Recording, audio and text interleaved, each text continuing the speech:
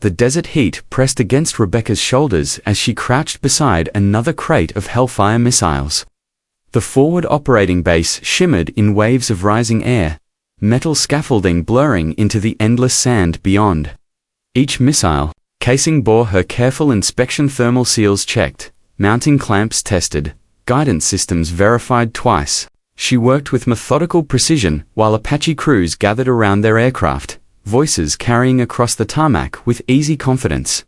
Still babying those missiles, Rebecca called out Marcus, one of the senior gunners. His flight suit hung open at the collar, dark aviators reflecting the harsh sun. "They're not gonna break if you don't tuck them in." Laughter rippled through the group. Rebecca didn't look up from her checklist. She pressed her pen against the metal clipboard, marking another verification complete. Every attachment point had been tested, every cable connection confirmed. The same routine she'd followed for 18 months, ever since arriving at this forward base in the middle of nowhere. "Maybe she's writing love letters to the warheads," another voice chimed in. More laughter. Rebecca's jaw tightened, but she kept working. She'd learned long ago that responding only made it worse.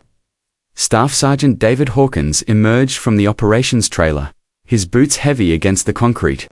At 42, he commanded the Apache maintenance and munitions crew with the kind of authority that came from 15 years of service and very little patience for what he called unnecessary complications.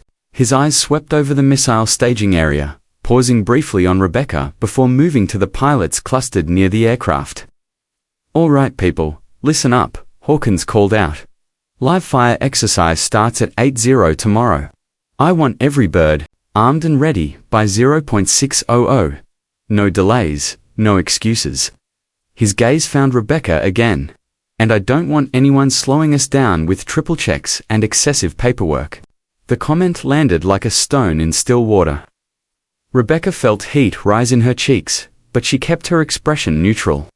She'd heard variations of this criticism before: too careful, too slow, too concerned with details that supposedly didn't matter. What they didn't understand was that details were everything when it came to ordnance. One loose connection, one overlooked seal, and people died. "Thompson," Hawkins continued, using her last name like a dismissal, "you'll handle ground support. Make sure the munitions bay stays stocked and organized. Nothing fancy." Around her, the Apache crews began their pre-flight discussions. Flight paths, target zones, engagement protocols, the kind of tactical planning Rebecca had studied obsessively. In her off hours, she knew every manual, every technical specification, every emergency procedure. But knowledge without opportunity meant nothing. Marcus walked past her station, pausing to glance at her meticulous notes. "You know, Thompson, all that studying won't make you a gunner. Some people are built for the cockpit, others," he gestured vaguely at her clipboard, "others are built for inventory." Rebecca's hand stilled on the paper. For just a moment, she considered speaking up, sharing what she'd learned, what she'd practiced in secret. Instead, she simply nodded and returned to her work. Let them underestimate her. Let them think she was just another supply specialist who happened to load their weapons. As the sun began its descent toward the horizon, casting long shadows across the base, Rebecca finished her final inspection. The missiles were perfect, every one of them. Ready for tomorrow's exercise, ready to perform exactly as designed. Just like she would be when the moment came. She gathered her tools and headed toward her quarters, passing the recreational area where off-duty personnel had gathered. Through the window, she could see Marcus and two other gunners hunched over a tablet, reviewing targeting footage from previous exercises. Their faces were animated, confident. They belonged to a world she was supposedly too small, too careful, too female to enter. But in her room that night, spread across a small desk beneath a single lamp, lay technical manuals and hand-drawn diagrams that told a different story. Targeting sequences, missile flight paths, TEDAC operation, protocols, all studied, memorized, practiced in her mind until they became second nature. The photo on her shelf showed her younger brother in his flight suit, grinning beside his first Apache assignment. He'd been the pilot in the family, the one with natural talent and easy confidence. He'd also been the one who died when someone else's overconfidence led to a targeting error. Rebecca picked up her pencil and began another practice sequence, timing herself with a battered stopwatch. Outside, the base settled into evening quiet, but her preparation continued. Tomorrow's exercise would be just another day of being overlooked, underestimated, and dismissed. She intended to be ready for much more than that. The morning briefing. Room buzzed with pre-flight energy. Maps covered the walls, marked with target zones and approach vectors for the day's live-fire exercise. Rebecca sat in the back row, notebook open, pen ready. Around her, Apache crews claimed the front seats with the casual ownership of those who belonged. Staff Sergeant Hawkins stood at the front, pointer in hand.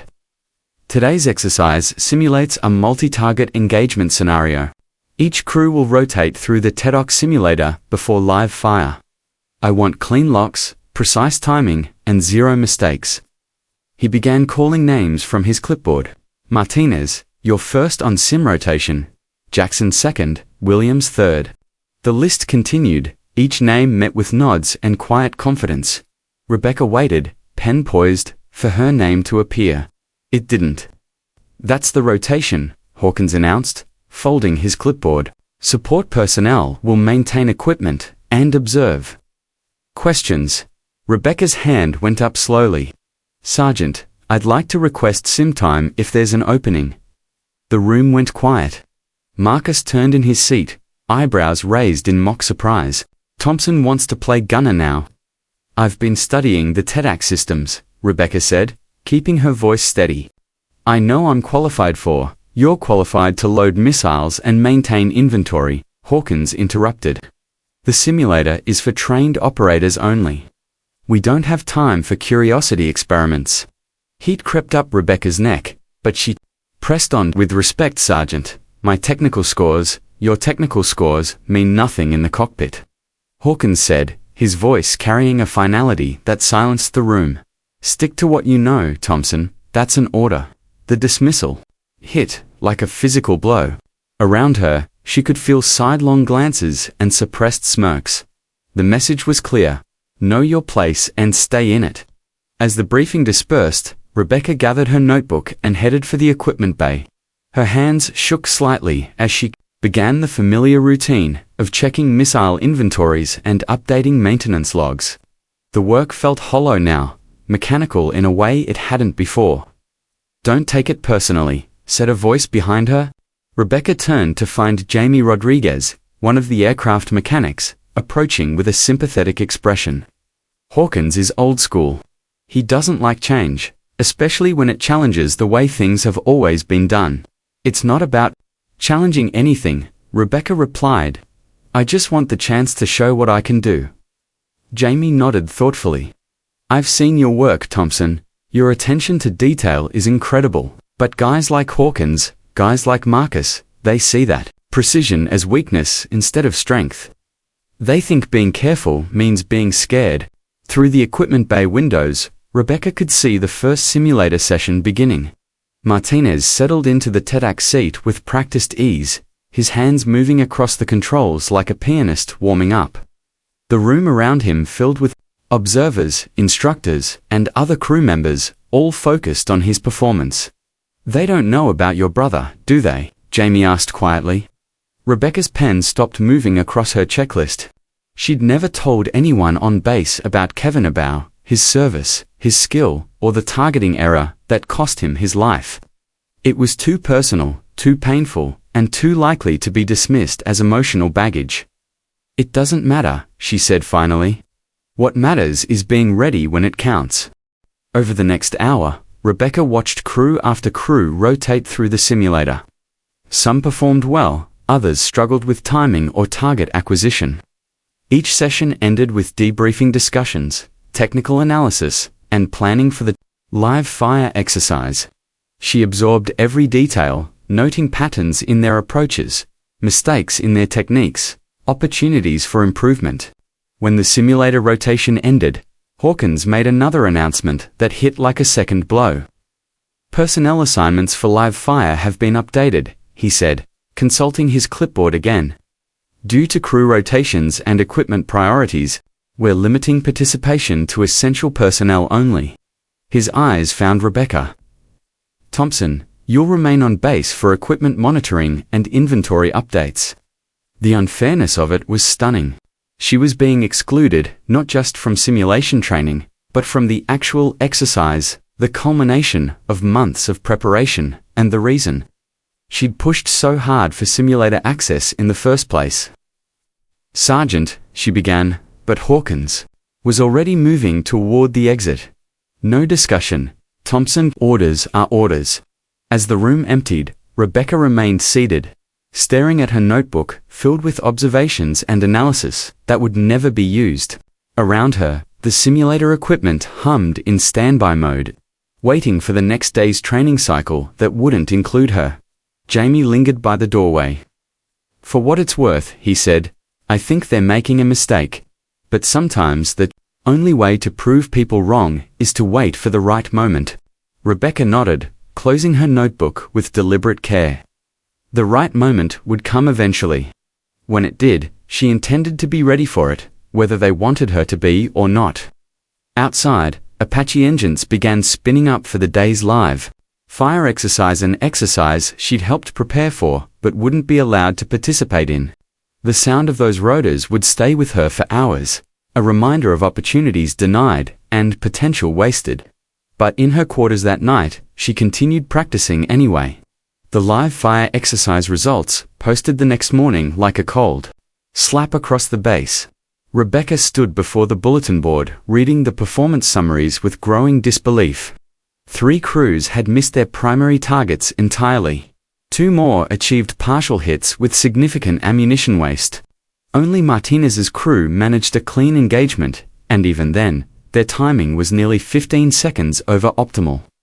Could have been worse, Marcus said, approaching the board with coffee in hand. He scanned the results with the casual indifference of someone whose mediocre performance was still considered acceptable. At least, nobody triggered a misfire protocol. Rebecca bit back her response. She'd watched the footage from the operations center, noting every mistake, every missed opportunity, every technical error that proper training could have prevented. The waste of resources was staggering, but more concerning was the casual acceptance of substandard performance. Thompson, Staff Sergeant Hawkins called from across the operations area.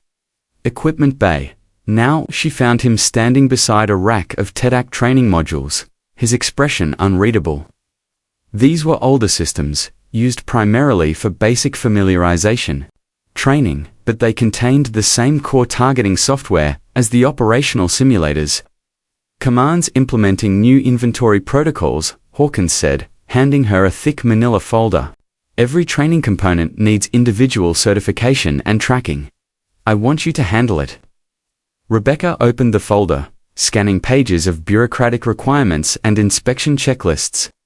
The work was mind-numbing administrative busywork, designed to keep her occupied and away from anything resembling actual tactical training. This will take weeks to complete properly, she said. Then you'd better get started. Hawkins turned to leave, then paused. And Thompson, I don't want to see you hanging around the simulator bay anymore. You've got your own work to focus on. The message was clear. Stay in your lane, handle your paperwork, and stop asking questions about things above your pay grade.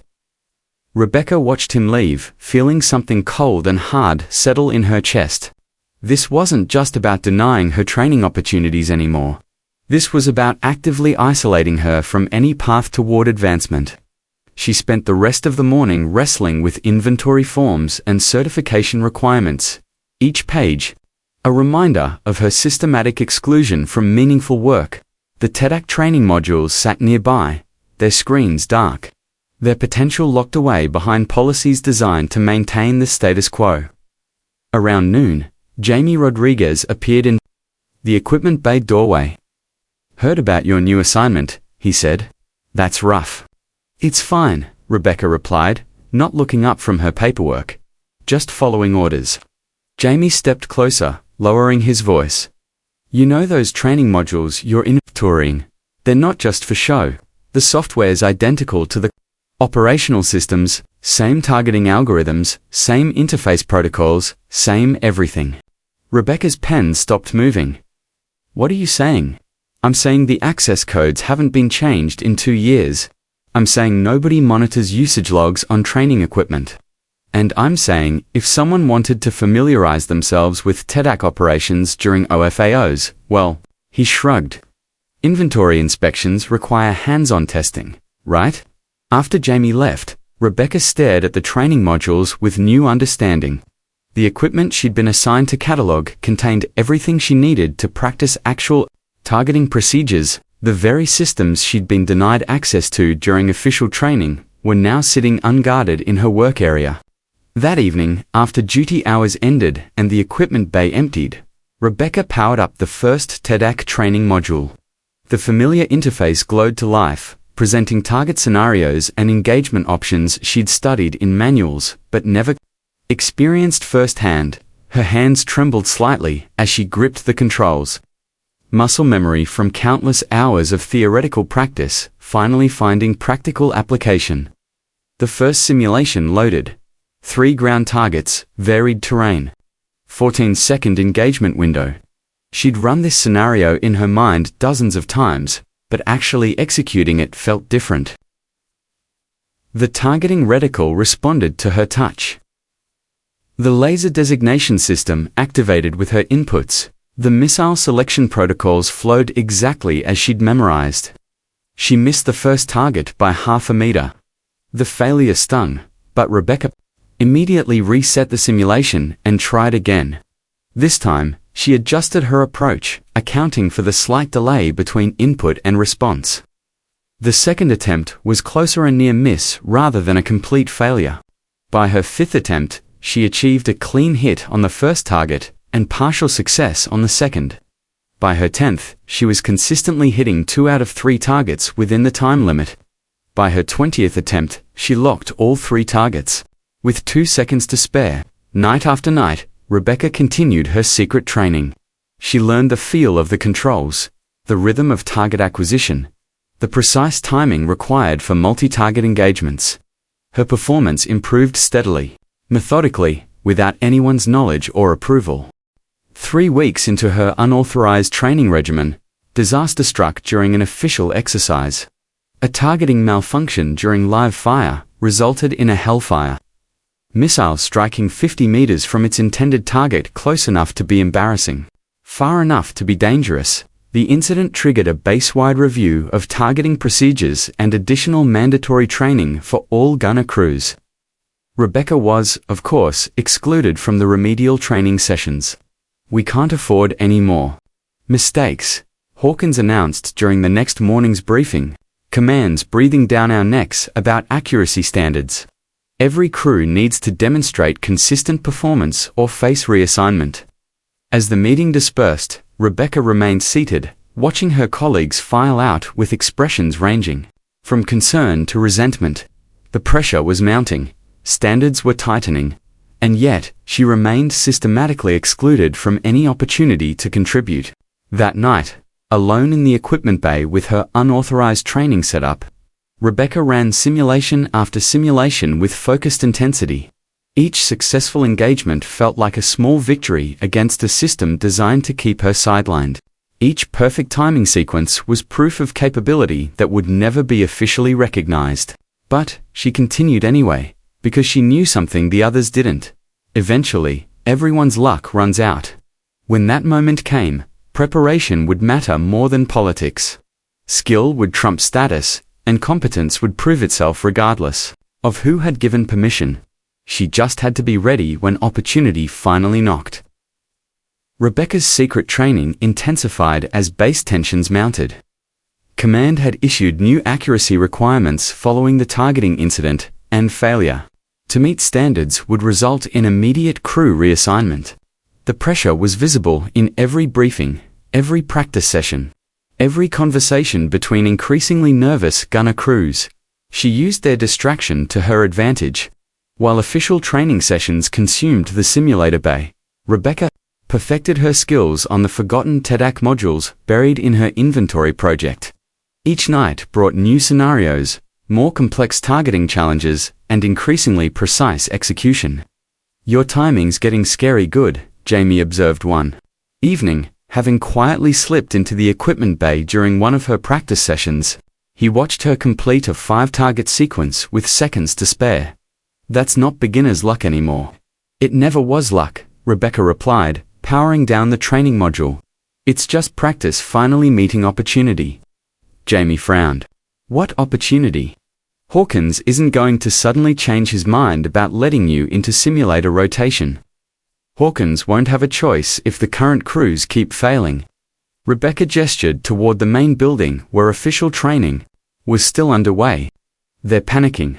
Performance is getting worse under pressure, not better." As if summoned by her words, raised voices drifted across the compound from the simulator bay. Through the windows, Rebecca could see an animated discussion between Hawkins and several crew members. Marcus stood with his arms crossed, his expression defensive. The conversation looked heated. "Sounds like tonight's session didn't go well," Jamie observed. The next morning's briefing confirmed Rebecca's suspicions. Hawkins stood before the assembled personnel with the controlled frustration of a man running out of options. "Performance standards are not optional," he announced. "Command has made it clear that crews failing to meet accuracy benchmarks will be replaced. We have 2 weeks to bring everyone up to standard." He began reading performance statistics from the previous night's training. The numbers were sobering: missed targets, timing failures, technical errors that would be catastrophic in actual combat. Several crew members shifted uncomfortably as their failures were catalogued publicly. Sir Martinez spoke up. "Maybe we need additional practice time, more simulator access, extended training schedules. We're already running maximum training." "Rotations," Hawkins interrupted. "Equipment limitations prevent us from expanding access further." Rebecca almost laughed at the irony. The TEDx training modules sitting in her equipment bay could double their practice capacity, but they remained officially forgotten, relegated to inventory busy work that kept her occupied and out of the way. After the briefing, she overheard fragments of increasingly desperate conversations.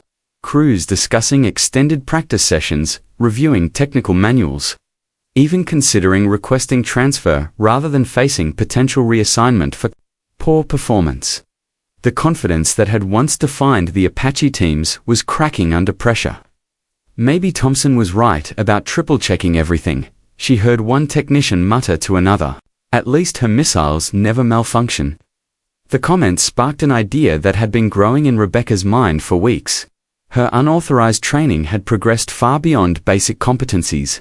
She was consistently outperforming the benchmarks that were causing such panic among official crews, but performance in secret meant nothing if nobody knew about it. That evening, she made a decision that would change everything. Instead of her usual covert practice session, Rebecca waited until the official training ended and the simulator bay emptied. Then she approached the main tJudgeByLooks console and began reviewing the day's training logs. The access codes Jamie had mentioned worked perfectly, giving her complete visibility into performance data, training schedules, and system availability. What she found was worse than she'd suspected. Not only were crews failing to meet basic accuracy standards, but their performance was actually declining under pressure. Fear of failure was creating the very mistakes they were trying to avoid. Rebecca spent hours analyzing the data, identifying patterns in the failures, and developing solutions that addressed root causes rather than symptoms. The technical problems were correctable with proper training.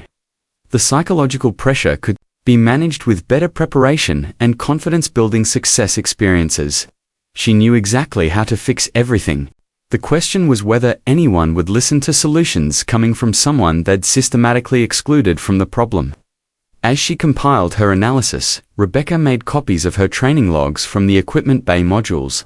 Weeks of perfect or near-perfect performance scores, documented timing improvements, and consistent accuracy results that exceeded every benchmark command had established. The evidence was undeniable.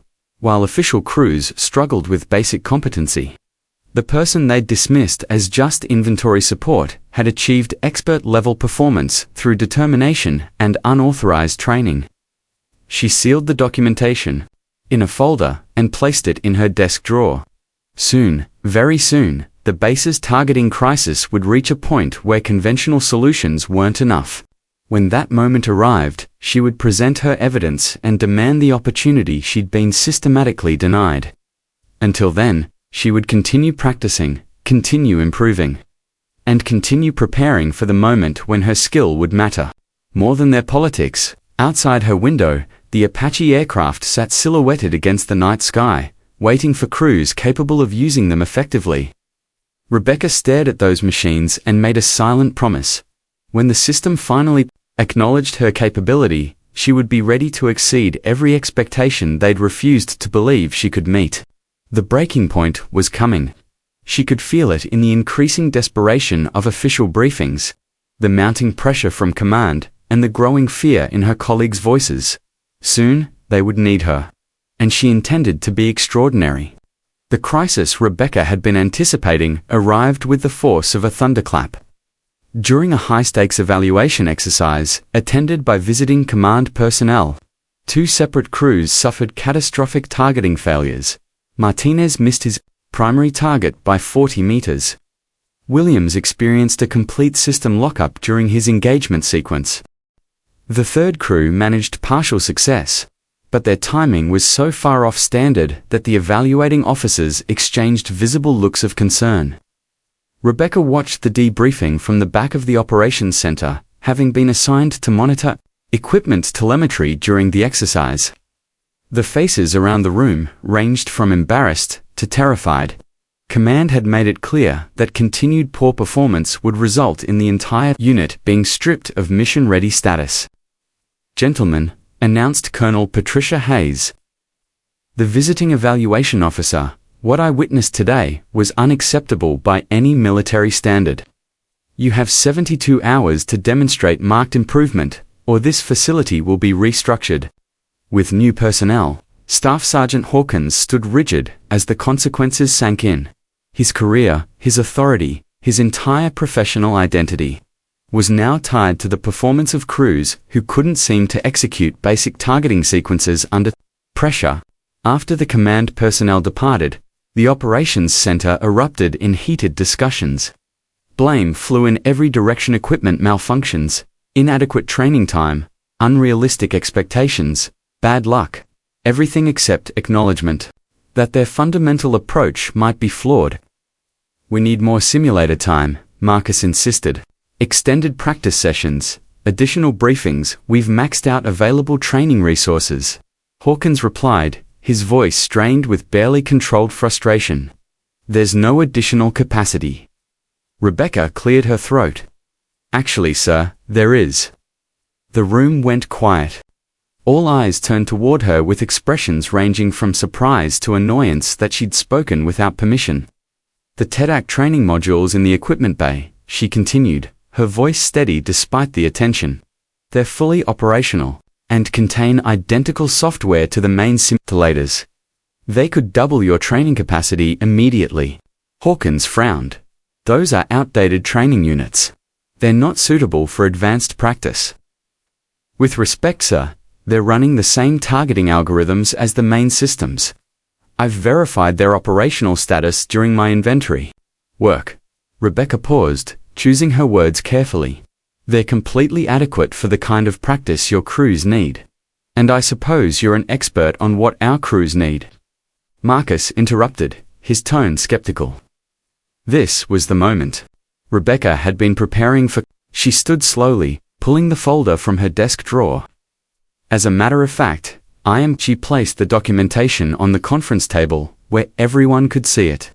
Training logs, performance data, accuracy scores, timing records, weeks of evidence that while official crews struggled with basic competency, she had achieved expert-level performance through unauthorized preparation. "I've been training on those outdated systems for 3 weeks," she announced. "My accuracy scores exceed current benchmarks by significant margins. My timing consistently meets or beats optimal standards, and I can teach others to achieve The same results. The silence that followed was profound. Hawkins picked up the folder, scanning the performance data with growing incredulity. Marcus leaned over his shoulder, his expression shifting from skepticism to shock as he processed the numbers. These scores, ... double quotes, Hawkins began, then stopped. These can't be accurate. The training modules don't maintain proper logs. They maintain identical logs to the main simulators, Rebecca replied calmly. Jamie Rodriguez can verify the system specifications. If needed, Jamie, who had been watching from the side of the room, nodded confirmation. She's right, Sergeant. Those modules are fully functional. I've been monitoring their diagnostic outputs during her inventory work. The euphemism hung in the air as everyone processed what had actually been happening. While they'd struggled with official training, the person they'd dismissed and excluded had been quietly mastering the skills they couldn't seem to develop. Colonel Hayes's deadline hung over the room like a sword. 72 hours to demonstrate improvement, or face complete restructuring. They were out of conventional options and rapidly running out of time. Hawkins closed the folder and looked directly at Rebecca for what felt like the first time since she'd arrived at the base. If these scores are legitimate, why didn't you bring this to my attention earlier? Because I wasn't allowed access to official training, Rebecca replied. Every request was denied, every suggestion was dismissed. I was told to stick to inventory and stay out of tactical operations. The truth of that statement was undeniable. Everyone in the room had witnessed her systematic exclusion from training opportunities, her relegation to support roles, her treatment as someone whose capabilities were irrelevant to mission success. Marcus shifted uncomfortably. Even if these scores are accurate, training simulations aren't the same as live fire exercises. Real targeting involves pressure, equipment variables, environmental factors, all of which I've been studying and preparing for. Rebecca interrupted. I know every technical specification, every environmental compensation factor, every emergency protocol. I've been ready for live fire exercise for months. She gestured toward the performance data. The question isn't whether I can do this, the question is whether you're willing to let me try. Hawkins was quiet for a long moment, clearly wrestling with implications that went far beyond immediate tactical needs. Acknowledging Rebecca's competence meant admitting his own failures of judgment, his systematic underestimation of her capabilities, his role in creating the crisis, now threatening everyone's careers. But with command's ultimatum looming and conventional solutions exhausted, pride was a luxury he could no longer afford. All right, Thompson, he said finally. You'll get your chance. Tomorrow morning, you'll demonstrate these supposed skills. On the main simulator, if you perform as well as these logs suggest, we'll discuss expanded opportunities. Rebecca nodded, keeping her expression neutral despite the surge of vindication and anticipation. This was what she'd been working toward through months of dismissal and exclusion. The chance to prove that competence mattered more than assumptions, that preparation could overcome prejudice, that excellence would eventually demand recognition, regardless of who had given permission. Thank you, sir, she said. I won't disappoint you. As the meeting dispersed, she could feel the weight of everyone's attention. The mixture of skepticism and desperate hope that maybe, just maybe, salvation might come from the most unexpected source. Tomorrow would determine whether months of secret preparation had been worth the risk. But tonight, for the first time since arriving at this base, Rebecca felt the quiet confidence that came from knowing she was exactly where she belonged. The simulator bay felt different the next morning. The usual casual atmosphere had been replaced by tense anticipation as personnel filed in to witness Rebecca's demonstration. Word had spread quickly through the base. The inventory specialist who'd been dismissed and sidelined was claiming expert level, targeting skills that could save everyone's careers. Staff Sergeant Hawkins stood beside the main TEDAC console, his expression unreadable as he reviewed the morning's testing parameters. Colonel Hayes had personally approved the evaluation protocols, making it clear that this wasn't just about Rebecca's individual performance, it was about determining whether the unit possessed any untapped capability that could meet command standards. Thompson, Hawkins called out as Rebecca entered the bay. You'll run 3 separate scenarios of increasing complexity. Standard evaluation protocols, accuracy, timing, and technical execution will all be scored. Any questions? No. Sir, Rebecca replied, pulling on her gloves with practiced precision. Around the room, she could feel the weight of skeptical attention from crews who'd struggled with scenarios far simpler than what she was about to attempt. The first test scenario loaded onto the TEDx screen: 2 ground targets, moderate terrain. Complexity: 12-second engagement window. It was the same basic challenge that had caused problems during recent training sessions. Rebecca settled into the console seat, her hands finding the controls with familiar ease. The muscle memory from weeks of unauthorized practice took over instantly. She ignored the audience, ignored the pressure, ignored everything except the targeting display and the rhythm of engagement. She'd perfected through countless repetitions. Target acquisition, 2.1 seconds. First lock, 4.3 seconds. Second lock, 7.8 seconds. Missiles away, 4.4 and 8.1 seconds. Both targets eliminated with precision strikes. Total elapsed time, 8.9 seconds. The room was silent as the simulation ended. Rebecca's performance hadn't just met standards, it had exceeded them by comfortable margins, executing in 9 seconds what most crews struggled to complete in 12. Next scenario, Hawkins announced, his voice carefully neutral. The second test proved more challenging. For targets, varied elevations, 15-second window with environmental complications including wind shear and thermal interference. Rebecca approached it with the same methodical calm, her hands moving across the controls with practiced efficiency. This time, she utilized advanced techniques she'd developed during her solo training: predictive targeting that anticipated movement patterns, thermal compensation that accounted for environmental distortion, and timing sequences that maximized engagement efficiency. The result was for clean strikes in 13.2 seconds, well within parameters, despite the scenario's complexity. Marcus, who had been watching with visible skepticism, leaned forward. Run the advanced sequence, he said. The multi-vector engagement. With moving targets. Hawkins hesitated. That's beyond standard evaluation requirements, if she's as good as these logs suggest. She should be able to handle it, Marcus interrupted. His tone carried a challenge that everyone recognized. Prove you belong here by exceeding every expectation.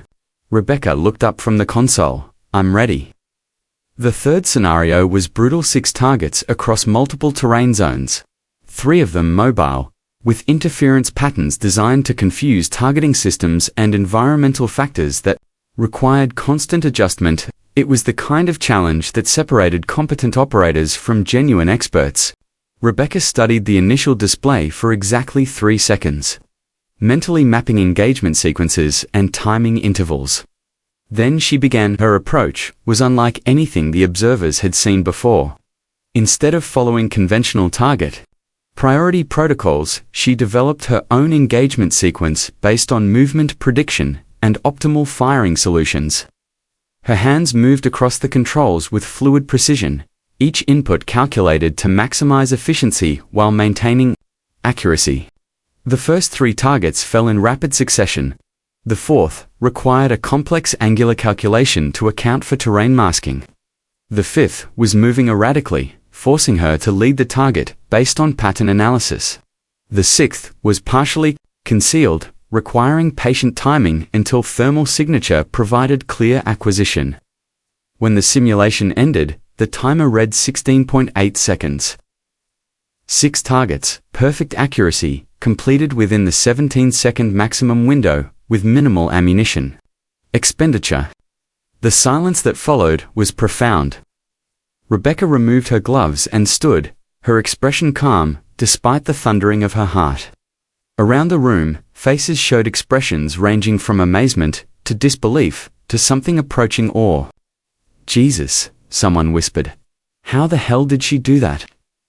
Hawkins was staring at the performance summary displayed on his tablet, shaking his head slowly. These scores, ... double quotes, he began, then stopped. Thompson, where did you learn to shoot like that? I've been practicing, sir, Rebecca replied simply. Every night for 3 weeks, using the training modules you assigned me to inventory. I studied every manual, analyzed every successful engagement sequence, and practiced until the techniques became automatic. She gestured toward the TEDx console. What you just saw wasn't luck or natural talent. It was preparation meeting opportunity. It was what happens when someone takes training seriously instead of treating it as a formality. The implications of her statement resonated through the room. While official crews had approached training with casual confidence, assuming their assigned roles guaranteed competence, Rebecca had approached it with the intensity of someone who knew she'd only get one chance to prove herself. Colonel Hayes's evaluation deadline was now less than 24 hours away. The unit needed to demonstrate marked improvement immediately, or face complete restructuring. They'd just witnessed performance that exceeded every benchmark command had established, delivered by the person they'd systematically excluded from meaningful participation. Hawkins closed his tablet and looked directly at Rebecca. Thompson, you're now authorized for full simulator access and live fire training. We'll start immediately. Marcus stepped forward. Sir, with respect, simulator performance doesn't necessarily translate to live fire conditions. Are you volunteering to demonstrate superior live fire performance? Hawkins interrupted, his patience finally exhausted. Because right now, Thompson's simulated performance is the best this unit has seen in months. The challenge hung in the air. Marcus fell silent, unable to dispute the evidence everyone had just witnessed. Rebecca nodded acknowledgement of her new authorization, keeping her expression professionally neutral despite the surge of satisfaction. Months of dismissal and exclusion had led to this moment's recognition that competence mattered more than assumptions. That excellence would eventually demand opportunity regardless of initial prejudices. Thank you, sir, she said. I'm ready. For whatever comes next, tomorrow would bring the final evaluation that would determine everyone's future. But today, the dynamic had fundamentally shifted. The person they'd overlooked had proven herself indispensable, and salvation might come from the most unexpected source. The equipment bay's forgotten TEDx modules had served their purpose. Now, it was time for the real test. Colonel Hayes arrived at 0600 sharp, accompanied by 2 additional evaluation officers whose presence signaled the gravity of the situation. Rebecca stood with the other crews in the pre-dawn darkness, watching transport vehicles unload sophisticated monitoring equipment that would record every aspect of the day's live fire exercise. Ladies and gentlemen, Hayes announced, today's evaluation will determine this unit's continued operational status. Performance standards are non-negotiable. Each crew will engage multiple targets under combat-realistic conditions. Failure to meet benchmarks will result in immediate facility restructuring. The morning air carried the weight of collective anxiety as crews prepared their aircraft. Rebecca had been assigned to the final evaluation slotter position. That meant she would either provide redemption for the unit's failures or serve as the final confirmation of their inadequacy. Staff Sergeant Hawkins approached her station, his expression more serious than she'd ever seen it. Thompson, I want you to understand what's at stake here. This isn't just about proving individual competence anymore. If our crews continue failing, at this level, command will disband the entire unit. Careers, assignments, everything depends on today's performance. Rebecca nodded, understanding the pressure, but feeling strangely calm. Months of preparation had led to this moment. Every night of unauthorized training, every simulation she'd run in secret, every technical manual she'd memorized, it all came down to the next few hours. The first crew launched at 08000 from the operations center. Rebecca watched their engagement through real-time telemetry feeds. Martinez's team approached their target zone with visible tension, their radio communications clipped and nervous. When the engagement began, their performance reflected that anxiety. Timing delays, targeting hesitation, missile strikes that hit within acceptable parameters but showed none of the precision that command demanded. Adequate, Hayes noted in her evaluation tablet, but not exceptional. Certainly not the improvement we discussed. The second crew performed marginally better, but their approach lacked the fluid confidence that separated competent operators from true experts. Williams managed clean target acquisition, but struggled with multi-target timing sequences that Rebecca could now execute instinctively. As each crew completed their evaluation, the pattern became clear. They were meeting minimum standards, but failing to demonstrate the marked improvement Hayes had demanded. Competent wasn't enough anymore, they needed exceptional performance. That would justify continued operational status. Final crew, prepare for launch, came the announcement over the base communication system. Rebecca walked to her assigned Apache with measured steps. Her gear checked and rechecked according to protocols she'd internalized completely. The aircraft hummed with mechanical precision, its systems responding perfectly to pre-flight diagnostics. Everything was ready. The question was whether months of secret preparation would translate to performance under ultimate pressure. As she settled into the gunner's seat, Rebecca felt the familiar weight of the TEDAC controls under her hands. The interface was identical to the simulators she'd practiced on endlessly, but the stakes were exponentially higher. This wasn't training anymore, this was the test that would determine whether her excluded voice had something valuable to contribute. Control, this is Apache 77, requesting clearance for evaluation exercise, her pilot announced. Apache 77, you are cleared for engagement. Target zone is hot. Multiple objectives are active. Execute when ready. The aircraft lifted smoothly, climbing toward the designated exercise area where target arrays waited in terrain that matched the complexity Rebecca had practiced on repeatedly.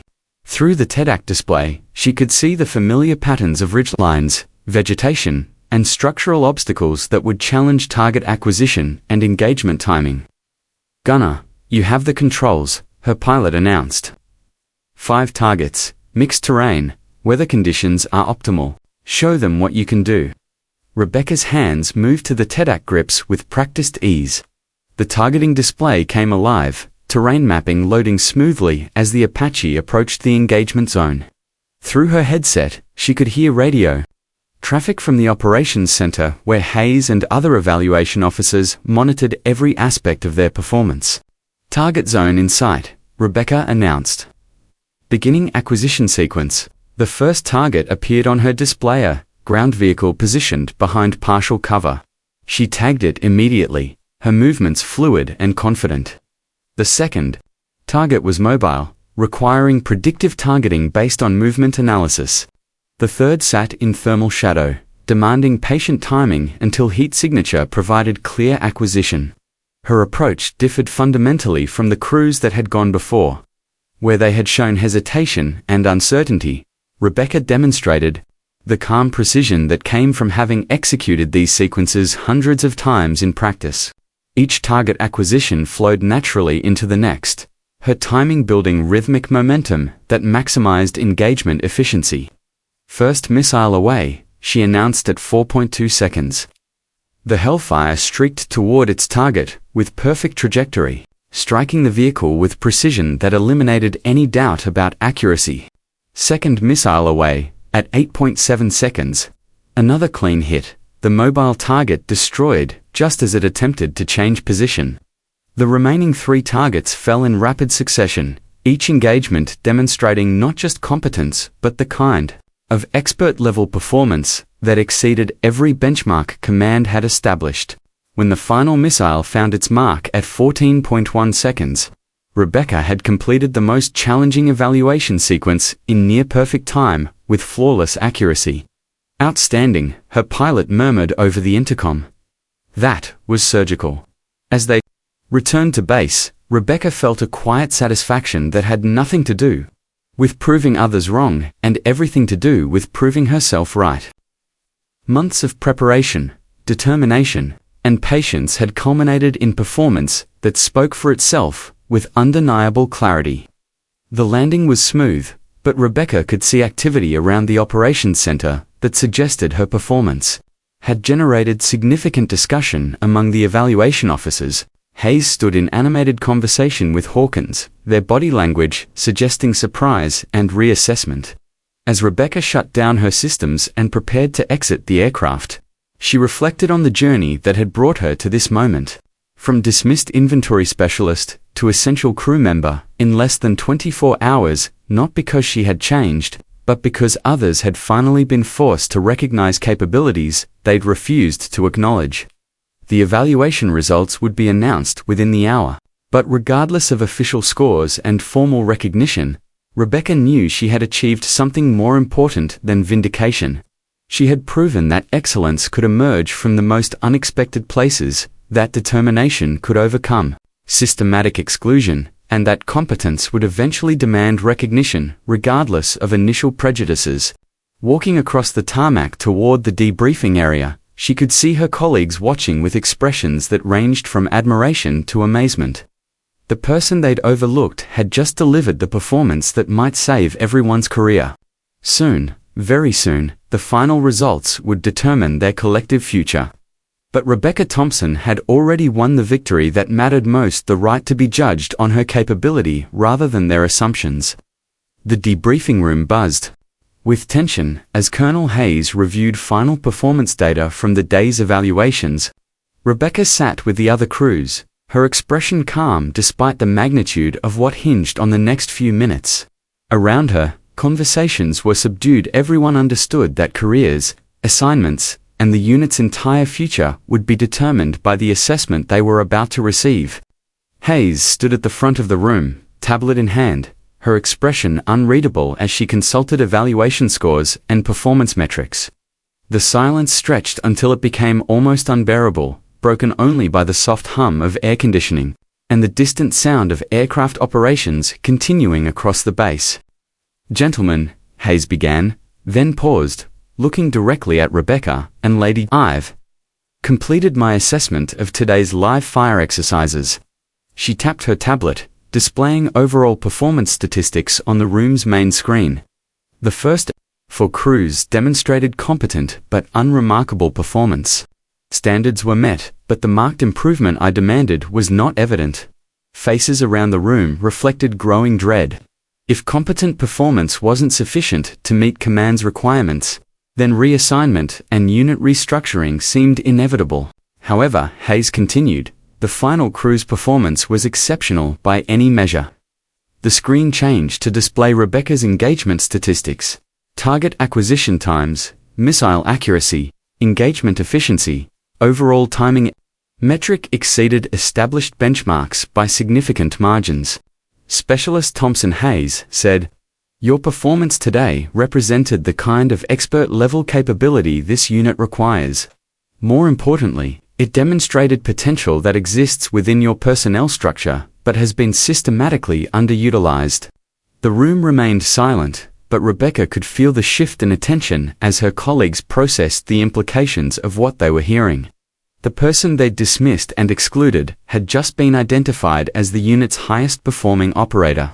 Hayes closed her tablet and addressed the room directly.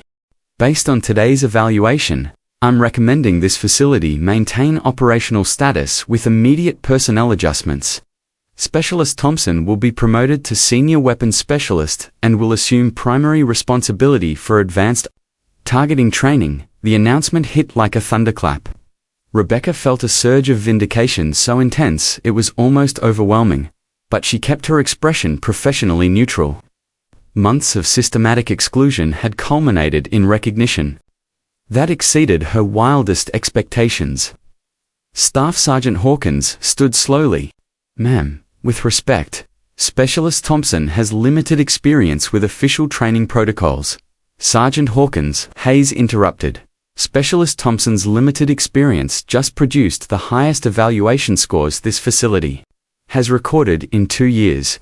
Her unofficial training methods achieved results that your official protocols consistently failed to deliver." The rebuke was gentle but unmistakable. Hayes continued, "Furthermore, analysis of her training documentation reveals systematic preparation and technical understanding that surpasses many operators with years of official experience. Whatever methods she used to develop these capabilities should be studied and implemented, not dismissed. Rebecca finally spoke, her voice steady and clear. "Thank you, Colonel. I won't disappoint the confidence you've shown in me." Hayes nodded. "I expect you'll begin training other crews immediately. Command wants these performance levels replicated across the unit within 30 days. As the formal debriefing concluded and personnel began filing out, Rebecca found herself surrounded by colleagues whose attitudes had transformed completely. Marcus, who had mocked her careful attention to detail, now approached with something. Approaching humility, "Thompson," he said quietly, "I owe you an apology, we all do. The way we treated you, the assumptions we made, the important thing is moving forward," Rebecca replied. "We have work to do." Later that evening, alone in her quarters, Rebecca opened her desk drawer and pulled out the worn photograph of her brother. Kevin smiled back at her from beside his Apache, young and confident and forever frozen at the moment before tragedy struck. "We did it," she whispered to his image. "We proved that preparation matters more than politics, that competence trumps assumptions, that excellence will always demand recognition, eventually." She thought about the journey that had brought her to this moment. From systematically excluded inventory specialist to senior weapons instructor in less than 48 hours. The transformation hadn't happened because she had changed, but because others had finally been forced to acknowledge capabilities they'd refused to see. The base's TEDAC training modules, forgotten in their equipment-based storage, had served as the foundation for everything that followed. Those outdated systems had provided the platform for development that official channels had denied her. Jamie Rodriguez's quiet support had made unauthorized training possible. Her own determination had sustained months of preparation without recognition or encouragement. But perhaps most importantly, the crisis itself had created the opportunity for excellence to prove itself. When conventional approaches failed and careers hung in the balance, performance mattered more than politics. Results trumped prejudice, and competence demanded acknowledgement regardless of who had initially given permission. Rebecca returned Kevin's photograph to its place on her shelf and pulled out a fresh notebook. Tomorrow would bring new responsibilities, new challenges, and the opportunity to share hard-won knowledge with colleagues who had spent months struggling with concepts she'd mastered in secret. The irony wasn't lost on her. The same meticulous attention to detail they'd mocked as excessive would now become the foundation for unit-wide training improvements. The careful preparation they'd dismissed as unnecessary would serve as the model for developing expert-level capabilities. The quiet persistence they'd ignored would prove essential for achieving performance standards that had seemed impossible. Just days earlier, outside her window, Apache aircraft sat silhouetted against the night sky, ready for crews capable of using them to their full potential. Tomorrow, she would begin teaching others to achieve the excellence she'd developed alone, transforming individual capability into collective strength. Rebecca opened her notebook and began planning training. Curricula, based on the methods that had brought her from exclusion to recognition. Each lesson would be built on the foundation of careful preparation, methodical practice, and unwavering determination to exceed expectations regardless of initial obstacles. She had learned that strength doesn't always announce itself loudly. Sometimes the most powerful voices are those that speak quietly but precisely, demonstrating competence through action rather than words. Sometimes the greatest victories come not from confronting prejudice directly, but from preparing so thoroughly that excellence becomes undeniable. The story wasn't just hers anymore. It belonged to anyone who had ever been overlooked, underestimated, or told their contributions didn't matter. Her journey from dismissed specialist to essential instructor proved that potential exists everywhere, waiting for the right moment to reveal itself. When that moment comes, and it always does eventually, preparation matters more than permission. Competence trumps assumptions, and excellence demands recognition regardless of who initially tried to deny it. Rebecca Thompson had been ready when opportunity knocked. Now she would help others develop the same readiness, the same quiet confidence. The same unshakable belief that superior performance would eventually speak louder than any prejudice designed to silence it. The TED console that had seemed forever beyond her reach was now hers to master and teach. The recognition that had been systematically denied was now officially confirmed. The voice that had been dismissed was now essential to the unit's success. Sometimes the most powerful victories are won not through confrontation, but through patient preparation and unwavering commitment to excellence. Sometimes the best revenge is simply being undeniably, unmistakably right when it matters most.